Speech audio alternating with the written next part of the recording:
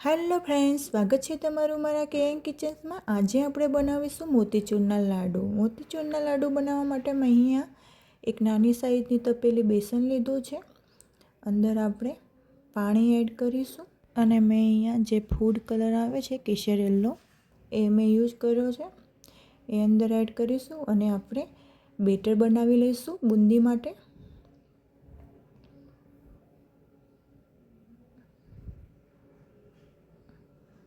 આપણે આદુની જે સીણી આવે છે એનાથી આપણે ચેક કરી લઈશું કે આપણી બુંદી નીચે પડે છે કે નહીં। હજુ આપણી પડતી નથી એટલે આપણે હજુ પાણી થોડું એડ કરીશું અને બેટર બનાવીશું। ફરી આપણે ચેક કરી લઈશું। હવે આપણી બુંદી નીચે પડે છે આ રીતે, એટલે આ રીતનું આપણે બેટર બનાવવાનું છે। હવે આપણે અહીંયા ઘી લઈશું બુંદીને ફ્રાય કરવા માટે અને આ રીતે આપણે એને ચેક કરી લેવાનું કે ઘી ગરમ છે કે નહીં। ઘી ગરમ થઈ ગયું છે। હવે મેં અહીંયા મોટી શેણી લીધી છે, એમાં આપણે બુંદી પાડીશું। તમારી જોડે બુંદીનો જાળો હોય તો તમારે યુઝ કરવાનો ઝીણો। મારા જોડે નહોતો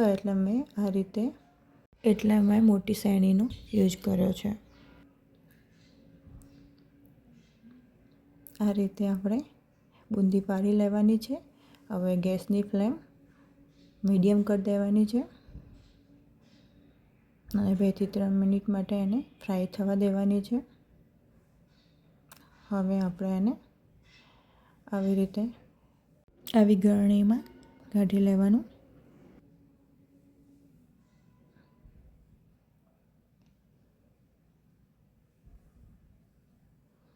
હવે થોડી બાકીની વધી હોય એ નાની ગળણી આવી રીતે હોય એનાથી કાઢી લેવાની।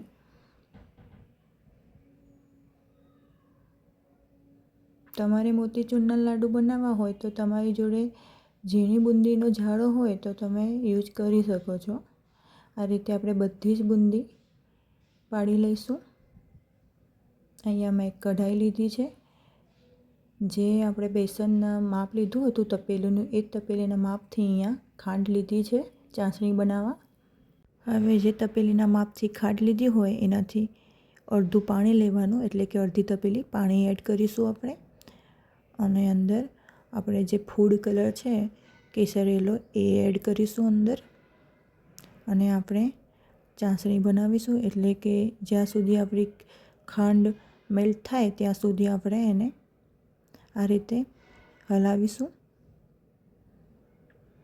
એક ઉભરો આવી ગયો છે। હવે આપણી જે ચાસણી બનાવીએ છીએ એ બની ગઈ છે। હવે આપણે આમાં બુંદી એડ કરીશું। મેં અહીંયા મિક્સરમાં ગ્રાઇન્ડ કરી હતી અધકચરી, કે બુંદી મોટી હતી એટલે આ રીતે આપણે એમાં મિક્સ કરી લઈશું અને ગેસની ફ્લેમ મીડિયમ રાખીશું। જ્યાં સુધી ચાસણી બુંદી પીજ ના જાય ત્યાં સુધી આપણે આને આવી રીતે મિક્સ કરતા રહીશું।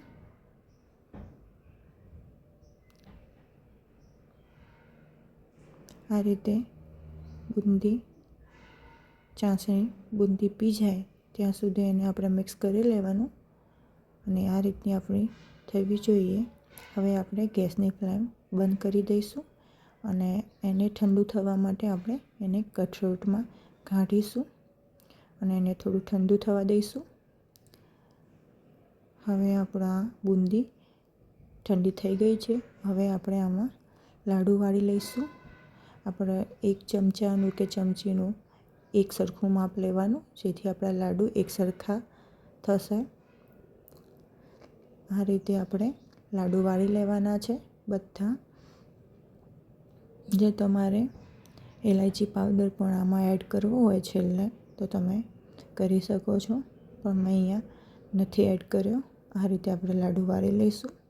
બધા જ લાડુ આ રીતે આપણે વાળી લીધા છે અને ઉપર આપણે મગજતરીના જે બીજ આવે એ આ રીતે આપણે ગાર્નિશ કરી લઈશું। તમારા જોડે પિસ્તા હોય તો પિસ્તા બી તમે આવી રીતે ગાર્નિશ કરી શકો છો। જો તમને આ રેસીપી પસંદ આવી હોય તો તમે લાઈક, શેર અને સબસ્ક્રાઈબ કરજો।